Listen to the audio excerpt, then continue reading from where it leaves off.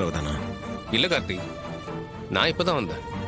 நேற்று நைட்டு திடீர்னு ஃபோன் பண்ணி அம்மா உன் பேர்ல வாங்கின இடத்தோட டாக்குமெண்ட்டை கொண்டு வான்னு சொன்னீங்க. அது எதுக்குடா?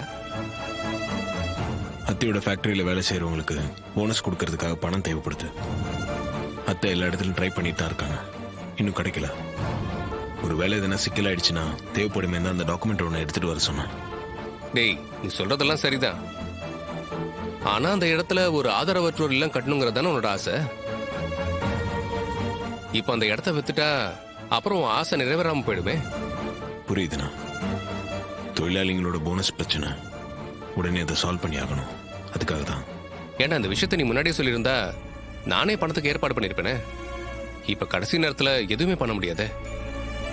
இல்ல, கம்பெனி ஃபண்ட்ஸ் இதெல்லாம் நான் சம்மந்தப்படுத்த விரும்பல. அதான் அம்மா என் பேர்ல வாங்கின லேண்டை வித்துடலான்னு முடிவு பண்ணேன்.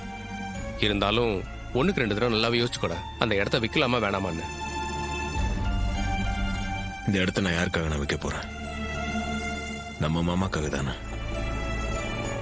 குடும்பத்துக்குள்ள ஒரு பிரச்சனை வரும்போது அதை பார்த்துட்டு இப்படி சும்மா இருக்க முடியும்? அத்தை இதுலயாவது தோக்கணும், அவங்களை எப்படியாவது பழி வாங்கணும்னு பாக்குறாங்க. அது நடக்கக்கூடாது. அந்த இடத்தோட டாக்குமெண்ட் கொண்டு வந்திருக்கேன்டா. அந்த டாக்குமெண்ட்டை வச்சு உடனே பணம் தர மாதிரி உனக்கு யாராவது தெரியுமா?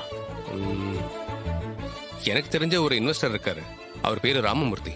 அவர்கிட்ட இடத்த வைக்கிறதா சொன்னா உடனே பணத்தை செட்டில் பண்ணிடுவாரு. சரிண்ணா, வா அவர் போய் பார்த்துடலாம். கார்த்தி, இப்பவும் நல்லா யோசிச்சுக்கடா. அந்த இடத்த சேல் பண்ணி தான் ஆகணுமா? வாண்ணா போலாம். ம்